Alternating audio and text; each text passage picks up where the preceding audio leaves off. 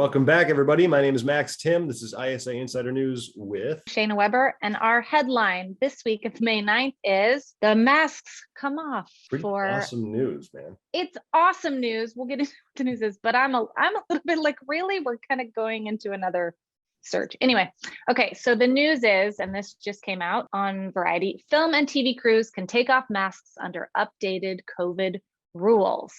So what they're saying is that in regards to areas where the hospital admissions are low, then they're allowing productions to remove their masks, which is great. Yay for less masks. Testing is still the same. It's the same, but they're relaxing the mask mandate. It seems like they're relaxing some of the testing too. You have to get tested before you get the job. And then it's, I think according to the production where they're actually shooting, how often the testing then needs to be done. But it's a big deal, man. It's been 2 years of huge deal, huge pain in the butt.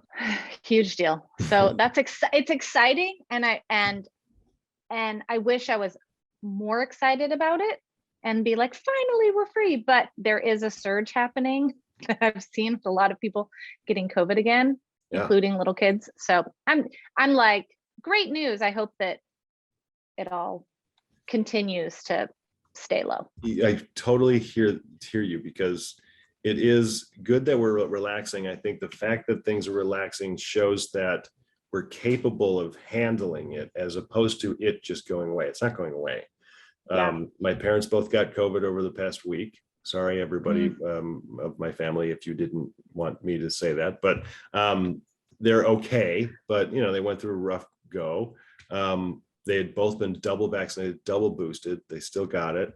And man, I had a rough go, man. But because of how capable we are now to manage this disease, it's not as much of a worry, you know, even though they're older. My mom's immunocompromised. It was a little spooky. But they're okay, you know? So I think we have to be 50-50 with this, that it's still smart to, if you're on a production, just wear your mask when you need to wear a mask. Like, this isn't difficult. I just traveled and they did not require masks on airplanes anymore. They did on Lufthansa Airlines, but not on American domestic. Even though it was an international flight, it was still American Airlines and British Airways. So we didn't have to wear masks on the flight. Interesting. I suppose that, I wonder if it helps you fall asleep by hyperventilating into your mask. I actually was looking forward to the mask to sleep, because I can't fall asleep on an airplane because I'm afraid that somebody's going to look at me and I'll be like this. So I was kind of excited. Self-conscious? Yes. So the mask was like a little way of like, I could just fall asleep and not have to worry about my mouth. Here's the crazy, scary part. So when you travel back to the US, you have to do a COVID test. And you have to, it can be a regular, you know, antigen. Yeah. Oh, yeah. But you have to do it with a proctor. So you have to log into a service like eMed, and they have to watch you take the test and then log the results. It is the most nerve-wracking 15 minutes ever of sitting in a hotel room going, oh God, what if I'm positive? I'm gonna have to stay here. Yeah, that's what happened to my sister and her family in London. They got stuck there for like an extra, I guess it was almost 2 weeks. Oh my God. Yeah. I mean, talk about money they were not expecting to spend. And it was a lot. I mean, London is not a cheap city. Now, of course, my sister's like, I wish I was still stuck in London. Right. You know. Anyway, it's a quick, easy top headline. Film and TV crews can take off masks under updated COVID rules. We're not out of the woods here, everybody. I don't know if we ever necessarily will, but things are going to be easing up quite a bit. I'm excited for the summer to see what can happen. Yay! Yeah. All right, moving on to this week in ISA Insider. What do we have? The first one that's kind of exciting to talk about is that they have named a new Doctor Who. The new Doctor Who is Ncuti Gatwa. And if you don't know who Ncuti is, he is an amazing actor who appeared on Sex Education. I'm excited for the new Doctor Who. I mean, I know they change them all the time, but I think it's super exciting to sort of get a new person in there. And I think I might actually watch this version. Yeah, I never was a huge fan of Doctor Who, but ironically, Scott Marcus, who is one of our coworkers, a longtime friend of mine, he's been a big fan of Doctor Who for a while, and he had shown me a few episodes, more specifically the Christmas episodes from like maybe 6 or 7 years ago. It's some of the best episodes of TV I've ever seen. Like they were so good. It's weird that I didn't be like, wow, I should just watch Doctor Who all the time. I know. But I used to watch it when I was younger, when it was on PBS. I always forget the Doctor Who, the guy who was Doctor Who when I liked it, but he was the curly haired Doctor Who. And I loved it. Like it was like our favorite show. And then I don't know why I'm not watching it because I really liked it. So I think this round I'm gonna check it out. I mean, there's no shortage of episodes to catch up I know on, it's so- endless, but Yeah. you'll never have a fear of losing your show because it's just there. Now it's been there Right. for 30, 40, oh my God, 40 years. Yeah, it's insane. Can you imagine how excited and nervous Ncuti Gatwa is? I mean, what a big deal. And he's got to be one of the younger doctors. I don't know, all Doctor Who fans out there. You're probably immediately saying something, but he was so good in Sex Education. I'm still amazed that he's in his late 20s because he was a legit high schooler. There was a funny joke, I believe, on whatever the awards that were on this weekend in the British world. I think the British,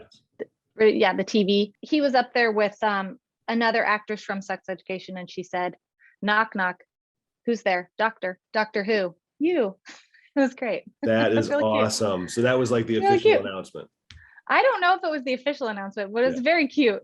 Yeah. It was very cute. That It was, is like, cool. perfect. Congratulations to Ncuti Gatwa. That is exciting, man. And now we'll all know how to say his name. Yeah. We'll all know. So next up in this week in ISA Insider, there's an article up on CS Magazine. This is actually a really good place to go if you're looking for information on how TV writing works. It's called The 2 Phases of Workshopping and Brainstorming. And it's actually a really detailed article about those 2 processes of both brainstorming and workshopping in the development process. And how a TV writer's room works in a lot of ways. I think that for any of you who are wondering what happens in a writer's room, this is a really excellent article to read.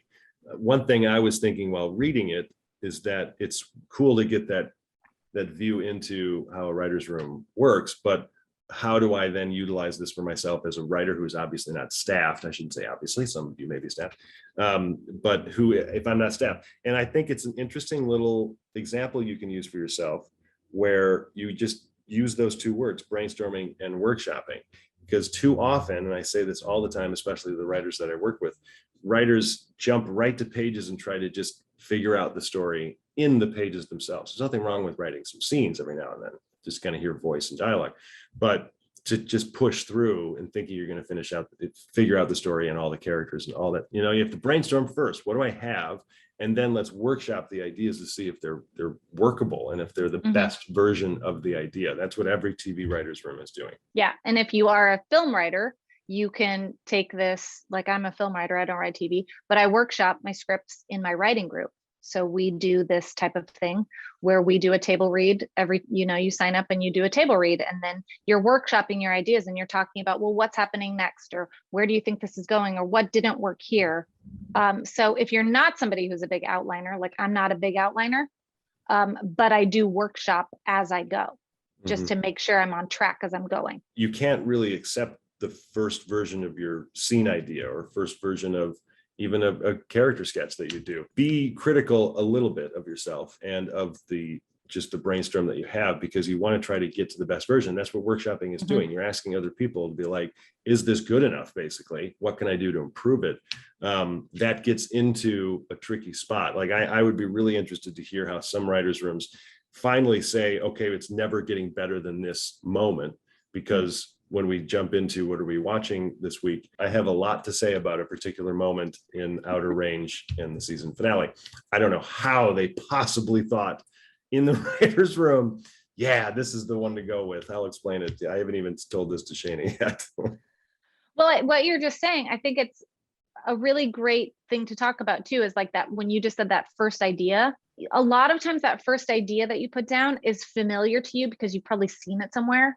Yeah. And so you have to get that out of the way and then go, how can I make this different? How can I make this more cinematic, more original, more true to the character. There are things you can do once you get that plot point down or that scene down that you want to do, then you tweak it enough so that it's unique and it has your voice and it says something in the scene, that moves it along or says something about the character or whatever it is. So yeah, it's all very important. You cannot write in a bubble. It's great. Everybody who is watching, you better listen to what Shayna's saying. It's true. It's true. Shane is always right. Yeah, I mean, we say it all the time. Go to the ISA Insider. It's your source for updates and news, and you don't have to read all of it. But every once in a while, you're going to find articles like this. It reminds you of not only, I don't know enough about what happens in the writer's room, I can research that a bit more, but also just kind of, take it personally, meaning I can then affect the ideas here into my own writing. I mean, when I'm researching, I'm finding stuff all the time. I mean, I'm no pro writer, but I'm like, oh yeah, that. And then I learn something. I'm like, okay, I feel better about this. It's like, it's all the imposter syndrome thing. It kind of helps you kind of work through that a little bit of like, knowledge is power, people. You're always a student. You're always a student. Moving on to, what are we watching? You watched The Lost City and I'm kind of jealous. I want to see it. I did. I watched it on the airplane. I was laughing out loud in my seat. Well, first of all, I love Sandra Bullock. I'm always like okay with Channing Tatum. I've seen his comedy stuff. He has a cameo in Free Guy, right? And he's funny. There's some moments that I've seen of him, but this one, he just committed fully to this character of like a Fabio type guy who's like the cover model of a Romancing the Stone type of romancy novel type thing. Yeah. And he charges forward to save Sandra Bullock's character, who's the writer, from this maniacal treasure hunter megalomaniac guy played by Daniel Radcliffe, which is awesome. But I have to say, this movie made me love Channing Tatum, and he had these really, really funny moments that I was just laughing out loud, and I really enjoyed it. I thought it was really silly and funny, and Brad Pitt is awesome in it. And I didn't know Brad Pitt was in it too. Wow. Okay. Yeah, Brad Pitt has a really good little part. Okay. And how similar to Romancing the Stone is it? I mean, sure, there's elements of the thing, but it's totally different. And I really enjoyed it. And I'm happy that I was laughing in my seat, and my friend sitting next to me, she kept looking at me. She's watching some like serious movie with subtitles, and I'm just like, I want to see it. I feel like, even though I'm sure some of the special effects are pretty good, I could be okay watching it in my living room. Yeah. Well, I do believe it's coming on Paramount Plus in the next couple days. I think I read something that it's very soon to be coming to streaming. Okay. I'll do a Max Reacts video on that. I'm going to be doing a lot be more. Channing Tatum with his hair. Oh my God. I bet I'd look really good. I might need to work out a little bit more. Speaking of Max Reacts, I just recorded today a Max Reacts video on the whole season of Outer Range that's on Amazon Prime right now. Kind of cool that Prime is doing this with their shows, where they release 2 episodes at a time, and then you have to wait a week to watch the next 2. I think it's the nice happy medium, because it's like, yeah, I could do 2 hours of TV watching and it'll feel like binging, but after 2 hours, you're kind of a little fatigued maybe, or you're just so eager to watch the next, episode. So that's kind of cool. Unlike Moon Knight, where they end each episode of 42 minutes with a ridiculous cliffhanger, and then you have to wait a week. Man. Yeah, it's annoying. But I watched the first 2 episodes of Severance, and then the pilot to Yellowstone. I'm way behind in Yellowstone, but and then of course the whole season of Outer Range. And the reaction video for Outer Range, I tried to make it relatively quick, but I just want to try to paint this picture for you, Shayna, so you can understand why I'm like borderline hating this series and yet still interested in watching the next season. But I'll try to paint this picture. What is Outer Range though? I don't even know what it is. Outer Range is a science fiction Western, but set in present day. So it's not really a Western, it's a Western, quote unquote, because they're on it's basically a dumbed down version of Yellowstone with science fiction elements. Shouldn't say dumbed down, but Yellowstone's pretty smart. So basically, Josh Brolin is the main character. He finds this giant black hole on his property, and if you put things into it, it time travels. This is the extremely dumbed down version of this.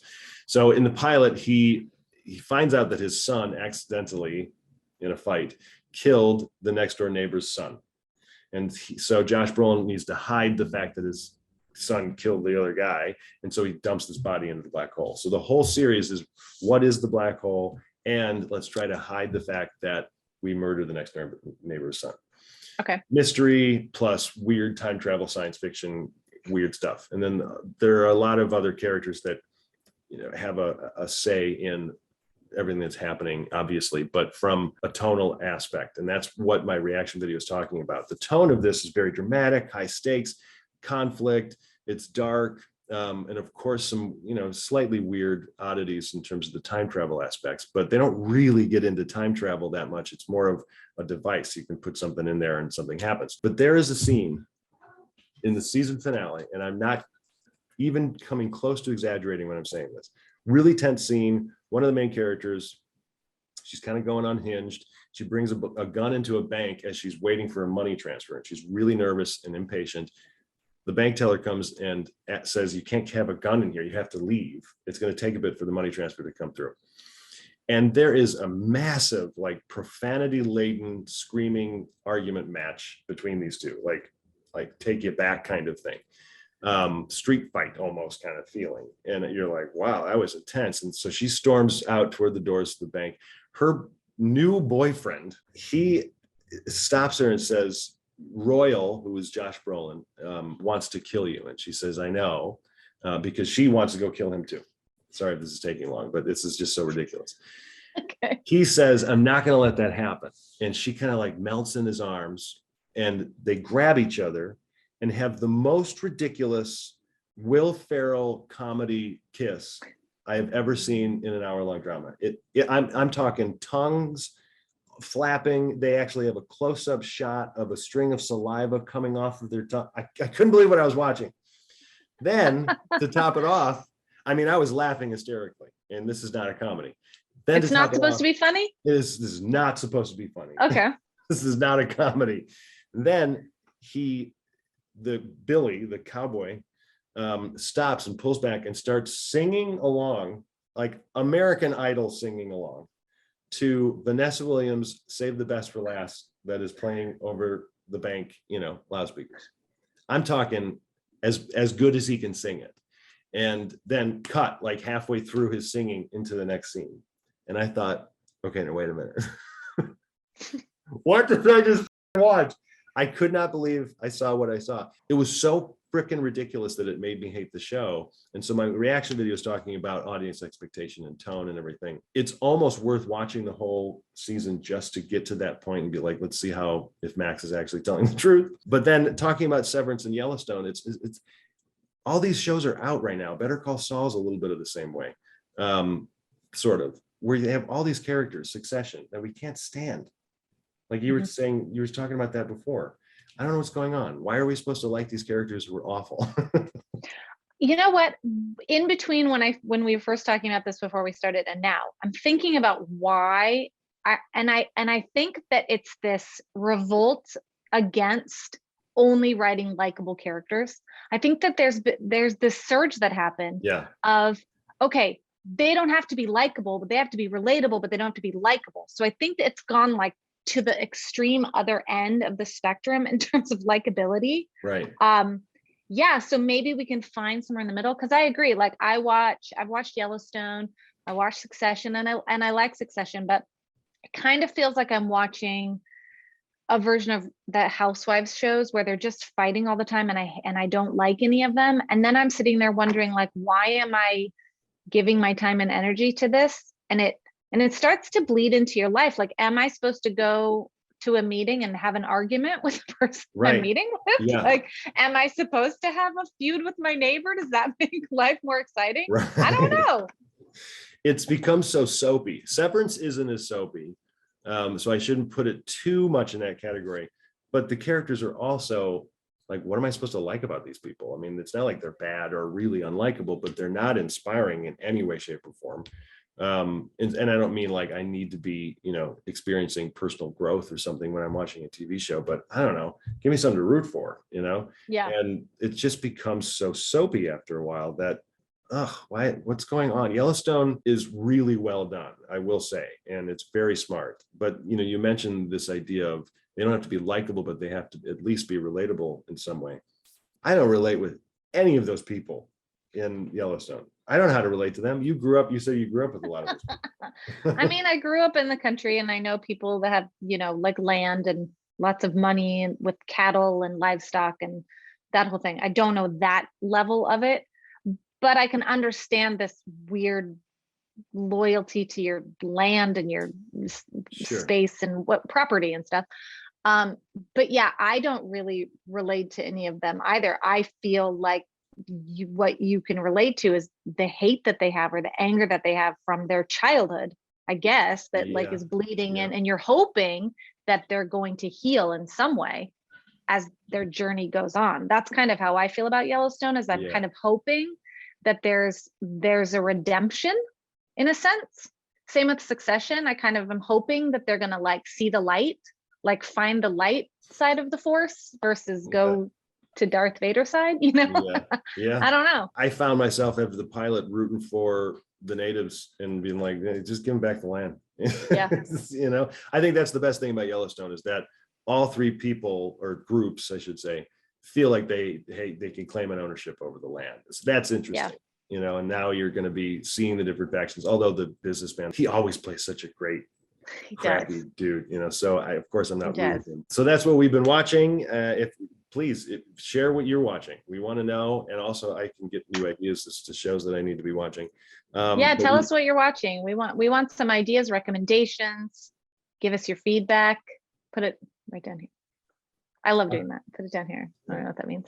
Right there. But we have an event coming up on the 19th. We do. We have our virtual pitch panel on May 19th at 5 p.m. I believe this is our 4th or 5th time doing a virtual pitch panel since the pandemic started. And they just keep getting better. And I have to say this, these submissions of the pitches have just gotten so much better, everybody. So if you submitted, congratulations. It was very difficult. I didn't choose the finals this time, but I was looking through the pitch, some of the pitches that were sent in, and they're really good. And everyone's doing a really great job of learning and growing and figuring out how to do it correctly. It's May 19th, 5 p.m. We're going to hear 5 90-second pitches, and we'll have a panel of 3 industry pro executives who are going to immediately critique those pitches and give feedback. And it's going to be great. You learn a lot. So go to the events page and register for free. I still have a lot of pitches that I need to go through from the previous one, just in terms of checking things out. I meant to mention the absurdity of my shirt because of the absurdity of Outer Range. Do you know what movie this is from? Look what you did, you little jerk. I love the line so much. Home Alone? Yes, it's Home Alone. Yeah, Home Alone. And it's the uncle who says it to little Kevin at the very beginning because he like spilled milk or whatever. My family and I always say that if you do something kind of stupid or like spill something, like, look what you did, you little jerk. God, talk about absurd. But at least Home Alone's a comedy, Totally. Oh my God, that was such a lucky guess. I'm proud of myself. That was a really good lucky guess then. Yeah. A little bit of a fellowship program announcement that is pretty cool for emerging television writers of color. It is the Disruptors Fellowship, and it is open now until June 3rd. And it is the annual fellowship for emerging television writers of color who identify as either trans, gender non-binary, undocumented, formerly undocumented, or disabled. And it is now open. The fellowship takes place from August to November of this year. It's a quick turnaround for choosing and submitting, and then you find out, oh, in August I'm going on the fellowship. I found it fascinating in the article here. I guess not surprising, but and also a little disappointing. But according to the Annenberg Inclusion Initiative at the University of Southern California, 91% of television show creators are white and 81% are men. So this is why this program is called the Disruptors. They're trying to disrupt the industry in a positive way. It's not change everything and never have any of the other people do it. We have to get more voices. That's what they're saying. Include creatives of color from different backgrounds and to normalize narratives that have historically been underrepresented in television, starting with investing in these screenwriters from the very beginning of their career. So very positive, very cool fellowship program. We have no connection with them other than the fact that we found this on ISA Insider and Script Magazine. And what a great opportunity if you fit into any of those spaces. Sign up, because it could be a really, really great opportunity for you as a creator, as a writer. I would argue that that's partially good news of the week. It is. However, But we have a really great one. It's crazy, this news of the week. When we were looking for a good news, it was like, why is this not spread across? Just There was another headline that news? popped up just the other day that like something about along the lines of environmental, recorrection, if you will. I'm like, how are we not reporting this?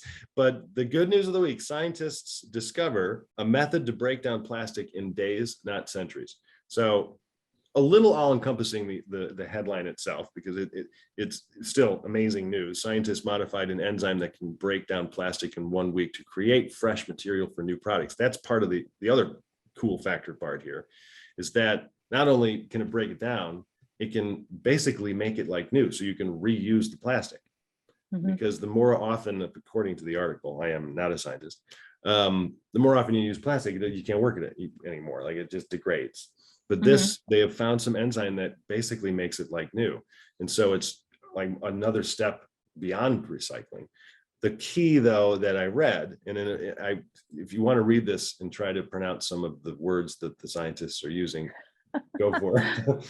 But they said, you know what, let's read this as a little bit of a test of my ability Do it. to say these words. The researchers in the peer-reviewed journal Nature last week used machine learning to land on mutations to create a fast-acting protein that can break down building blocks of polyethylene terephthalate, a synthetic resin used in fibers for clothing and plastic that, per the study, accounts for 12% of the global waste. On one hand, it's like, okay, this is breaking down only 12% of global waste. When you put 12% of the global waste and it's no longer waste, this is huge news. Yeah.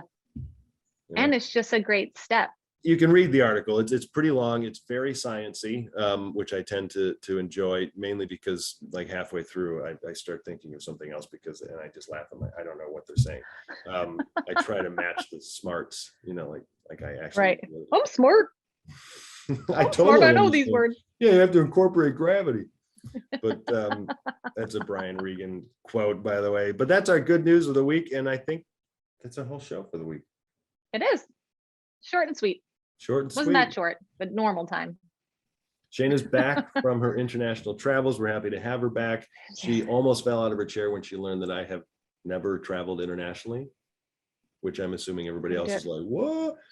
I kind of complained about my anyway. Yeah, and you were like, fine, I'm never gonna travel. I'm old enough, I'm not gonna do it. Everybody reacts in a way as if like I don't want to. Like, of course I would love to. I just doesn't happen. But it will. You gotta plan that. Plan that trip. Everybody, tell Max where he should go first. Put it in the comments. I'll buy the beef. All right, everybody. We will be back next week with more from ISA Insider News. But anything else? Nope. Just keep writing. Yeah. All right, everybody. Have a great week.